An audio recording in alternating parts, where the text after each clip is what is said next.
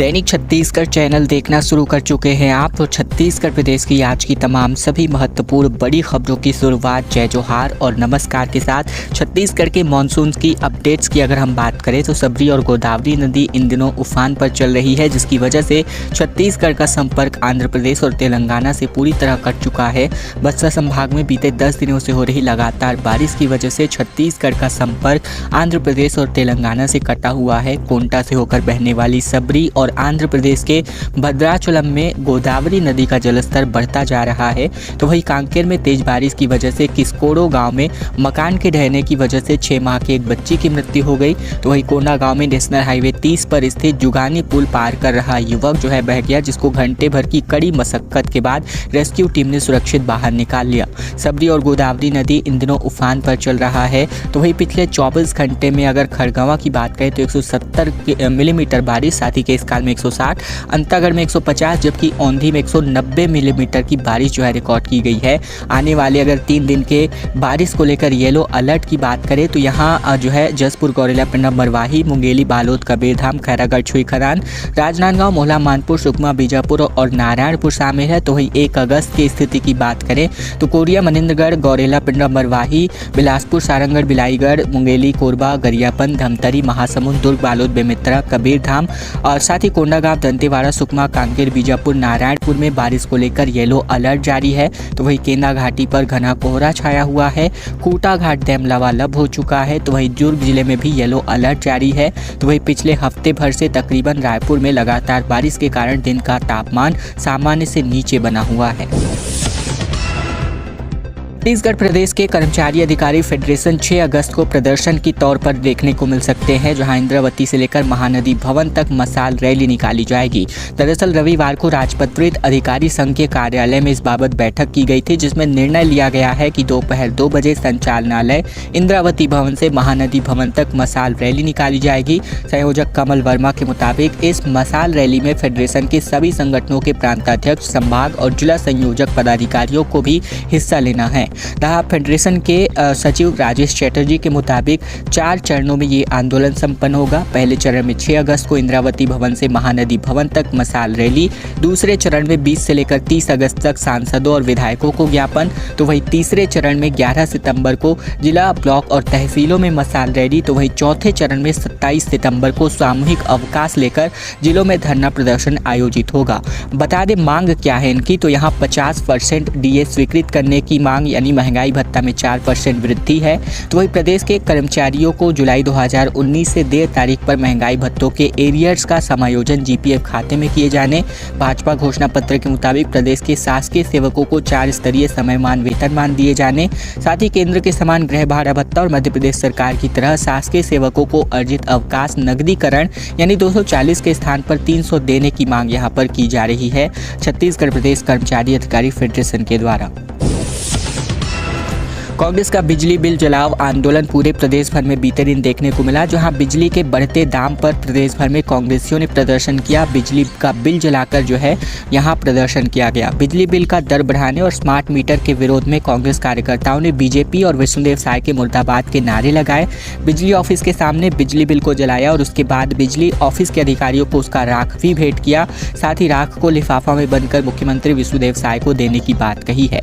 प्रदेश अध्यक्ष आकाश शर्मा ने कहा कि छत्तीसगढ़ में बिजली बिल में बढ़ोतरी से छत्तीसगढ़ की आम जनता परेशान है। तो वही बात करें तो यहाँ जो है बीते दिन से तो है फैक्ट्रियाँ भी बंद हो गई हैं, जहाँ 25% लागत बढ़ जाने की वजह से ये फैक्ट्रियाँ बंद कर दी गई हैं। तकरीबन 200 की संख्या में फैक्ट्रीज बंद हुई हैं। तो वही पिछले कांग्रेस सरकार में बिजली बिल हाफ योजना का काफ़ी लाभ मिलता था, कांग्रेसी कार्यकर्ताओं का ये कहना है। साथ ही शर्मा ने कहा कि हमने बिजली के बिल को बिजली ऑफिस के सामने जलाया और अधिकारियों को जला हुआ राख प्रदान किया है। साथ ही हमने बिजली के बिल जले हुए राख एक लिफाफे में इकट्ठा किए हैं और पूरे 90 विधानसभा में जो आंदोलन हो रहा है वहां से हम जले हुए बिजली का बिल मंगवाएंगे और लिफाफे में भरकर मुख्यमंत्री विष्णुदेव साय को भेंट करेंगे।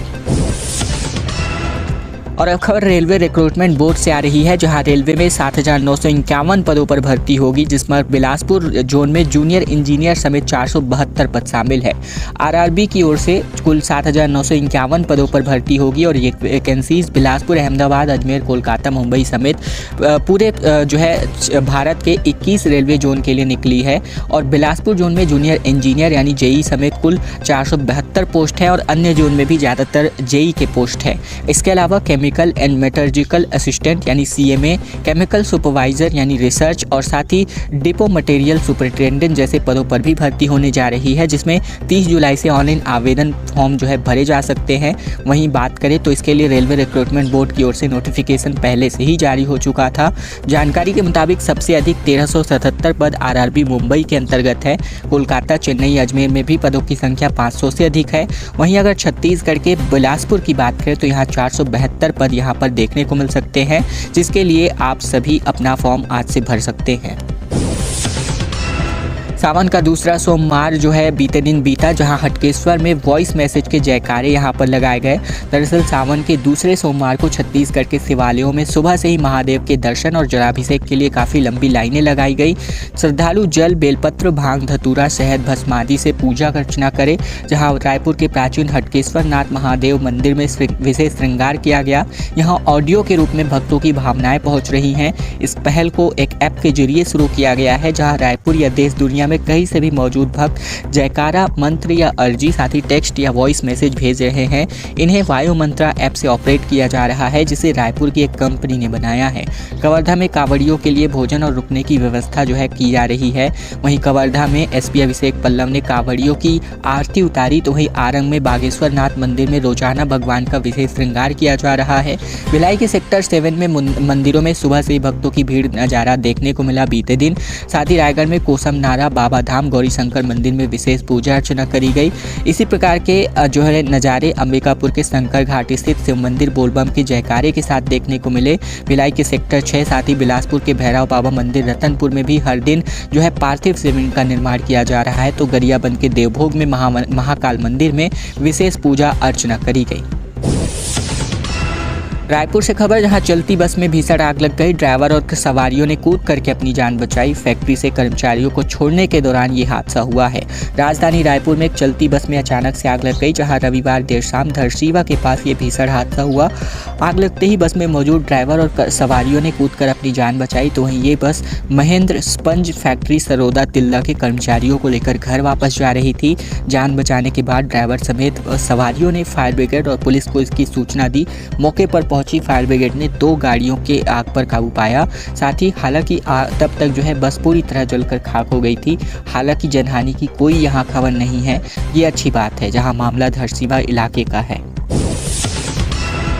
छत्तीसगढ़ के बलौदा बाजार से एक भीषण खबर आ रही है, जहां घर पर ही मां और बेटी की जली जो है लाश पाई गई है। दोनों की हत्या के बाद जो है सबको जलाने की कोशिश की गई, लेकिन किसी वजनदार चीज से इनको पहले दोनों के सिर पर कई वार किए गए।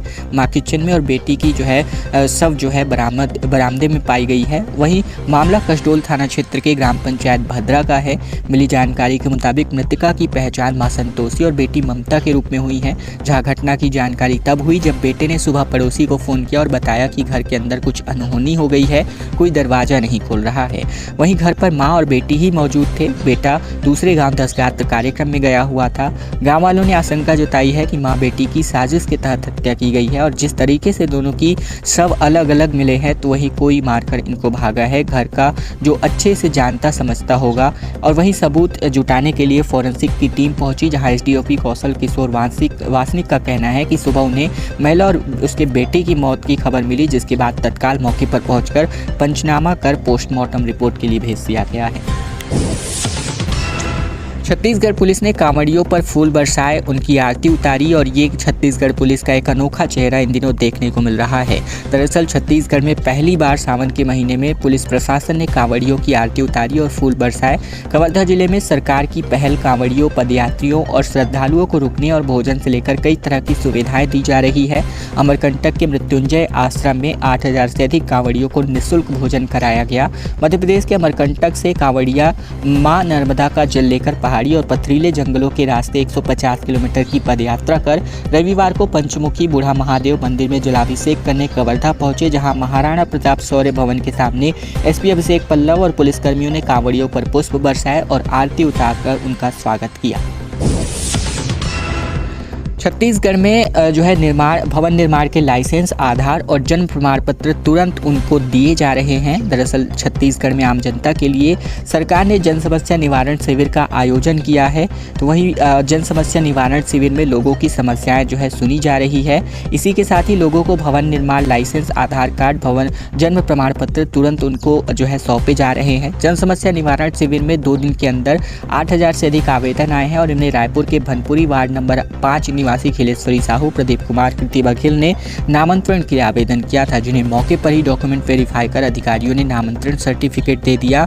जानकारी के मुताबिक सरकार ने सभी जिलों के नगरीय निकायों में स्पेशल कैंप लगाया है, जो हर जिले में 10 अगस्त तक सभी नगरीय निकायों में चलेगा। नगर निगम, नगर पालिका और नगर पंचायतों में अपनी अपनी समस्याएं बता सकते हैं।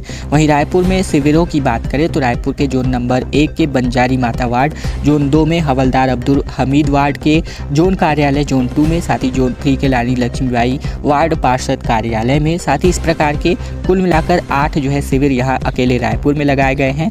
अलग अलग जो है स्थानों पर जो है इन जन समस्या निवारण शिविर का आयोजन इन दिनों देखने को मिल रहा है। प्रवासी संसाधन केंद्र राज्य सरकार खोलने वाली है, जहां छत्तीसगढ़ सरकार देश के 10 राज्यों में 23 प्रवासी संसाधन केंद्र खोलने जा रही है। इन केंद्रों के खुलने के बाद छत्तीसगढ़ निवासी श्रमिक अगर इन प्रदेशों में काम कर रहे हैं तो उन्हें राज्य सरकार की योजनाओं का लाभ मिलेगा। केंद्रीय श्रम मंत्री मनसुख मंडाविया ने इन दिनों इन केंद्रों को हरी झंडी दे दी है। बीते दिन मंडाविया छत्तीसगढ़ दौरे पर थे, जहाँ इस दौरान श्रम विभाग की समीक्षा बैठक में ये बात सामने आई। प्रदेश के श्रम मंत्री लखनलाल देवांगन ने बताया कि बड़ी संख्या में लोग रोजगार के लिए दूसरे प्रदेशों में जाते हैं, जहां उन्हें उस राज्य की योजनाओं का लाभ नहीं मिल पाता और ना ही वे छत्तीसगढ़ की योजनाओं का लाभ ले पाते हैं। ऐसे में अगर हमारे प्रवासी संसाधन केंद्र उन राज्यों में खुलेंगे तो श्रमिक आसानी से हमारी 30 योजनाओं का लाभ ले पाएंगे। इस बाबत यहां पर ये केंद्रों की शुरुआत की जा रही है। महासमुंद में अधिकारियों और कर्मचारियों के कल्याण संघ ने धरना प्रदर्शन किया, जहां छत्तीसगढ़ के महासमुंद में नवनियुक्त अधिकारियों और कर्मचारियों के कल्याण संघ के बैनर तले नगर पालिका के कर्मचारी अपनी 2 सूत्री मांगों को लेकर धरने पर बैठे हैं। धरना प्रदर्शन के दौरान कर्मचारियों ने शासन के खिलाफ जमकर नारेबाजी की, जहां पिछले 4 माह से वेतन नहीं मिलने से शासन के खिलाफ इन्होंने धरना प्रदर्शन किया। ये नगर पंचायत और नगर पालिका के कर्मचारी हैं पूरे जिले भर के, जहाँ इन कर्मचारियों की मांग है कि उन्हें भी शासकीय कर्मचारियों की भांति प्रत्येक माह 1 तारीख को भुगतान किया जावे और उनके अलावा नगरीय निकायों में पुरानी पेंशन योजना लागू की जाए। बिलासपुर में 7000 छात्र और छात्राओं का सम्मान समारोह आयोजित हुआ, जहां बिलासपुर के शहीद विनोद सिंह कौशिक की स्मृति में बीते दिन बहतराई स्टेडियम में सम्मान समारोह आयोजित हुआ, जिसमें हाई और हायर सेकेंडरी स्कूल की परीक्षा में 60% से अधिक अंक हासिल करने वाले 7000 से अधिक छात्र छात्राओं का सम्मान किया गया। और इस मौके पर केंद्रीय आवासन एवं शहरी विकास राज्य मंत्री तोखन साहू ने कहा कि देश के भविष्य युवाओं को बेहतर शिक्षा दिलाना हमारा दायित्व है। विद्यार्थियों से उन्होंने कहा कि शिक्षा से ही जीवन में ज्ञान रूपी अंधकार दूर होगा और ज्ञान रूपी प्रकाश फैलेगा। इसीलिए कठिनाइयां उठाकर भी अच्छी शिक्षा ग्रहण करनी चाहिए। पढ़ाई को जो हमें खेल भावना से लेना चाहिए, ज़्यादा तनाव ना ले। जहां भी शंका हो गुरुजनों का मार्गदर्शन लेना चाहिए। और अब खबर रायगढ़ से आ रही है, जहां सिसुरिंगा घाटी के पास एक यात्री बस पलट गई। छत्तीसगढ़ के धर्मजयगढ़ थाना क्षेत्र का ये मामला है, रायगढ़ जिले के अंतर्गत, जहां एक यात्री बस अनियंत्रित होकर पलट गई। बस रायगढ़ से जसपुर की ओर जा रही थी, तो वही बस में कुल 25 लोग सवार थे। 2 महिलाओं को गंभीर चोटें आई हैं, कुछ मामूली चोटें आई हैं। वहीं घायलों को धर्मजयगढ़ अस्पताल में भर्ती कराया गया है। जानकारी के अनुसार ड्राइवर तेज रफ्तार बस चला रहा था, जिसकी वजह से ये हादसा हुआ। वहीं 2 लोग गंभीर रूप से घायल हो गए हैं। घटना की जानकारी मिलते ही धर्मजयगढ़ थाना प्रभारी सहित पुलिस की टीम मौके पर पहुंची और दोनों घायल यात्रियों को इलाज के लिए सिविल अस्पताल धर्मजयगढ़ ले जाया गया, जहां इस मामले में बस चालक के खिलाफ अपराध कायम कर आगे की जांच की जा रही है। ओम माथुर की सक्रिय राजनीति से सम्मानजनक विदाई कर दी गई छत्तीसगढ़ से। दरअसल जब मोदी गुजरात के मुख्यमंत्री थे तो उस समय माथुर गुजरात के प्रभारी बनाए गए थे। सियासी जानकारों की माने तो ये यानी ओम प्रकाश माथुर सक्रिय राजनीति से सम्मान के साथ विदाई है। सक्रिय राजनीति के तौर पर उनका अंतिम असाइनमेंट विधानसभा चुनावों में छत्तीसगढ़ राज्य के प्रभारी के तौर पर था, जहां छत्तीसगढ़ में बीजेपी ने बड़ी जीत दर्ज की थी। इसका श्रेय ओम माथुर को भी कुछ हद तक दिया जाता है। तो वही लोकसभा चुनावों में ओम माथुर छत्तीसगढ़ के प्रभारी थे, लेकिन ज़्यादा सक्रिय नहीं रहे। बीजेपी ने छत्तीसगढ़ की 11 लोकसभा सीटों में से 10 पर अपनी जीत दर्ज की है। तो वहीं कई राज्यों के प्रभारी ये रह चुके हैं। मूल रूप से राजस्थान जिले के फालना कस्बे के रहने वाले हैं ये ओम प्रकाश माथुर। तो वहीं अब इनको जो है सिक्किम का राज्यपाल बना दिया गया है। इसके पहले ये छत्तीसगढ़ के प्रभारी के तौर पर छत्तीसगढ़ विधानसभा चुनाव में काफ़ी सक्रिय रूप से इन्होंने काम किया था और अब इनको जो है सक्रिय राजनीति से सम्मानजनक विदाई दे दिया गया है। खैर दोस्तों, खबरों का सिलसिला बस यहीं तक का था। वीडियो अगर आपको पसंद आए तो वीडियो को लाइक करना मत भूलिएगा। चैनल पर अगर आप नए हैं तो चैनल को सब्सक्राइब करना मत भूलिएगा, ताकि प्रतिदिन की महत्वपूर्ण खबरें, छत्तीसगढ़ के विशेष समाचार हम आप तक रोजाना ठीक इसी प्रकार से प्रतिदिन पहुंचा सकें।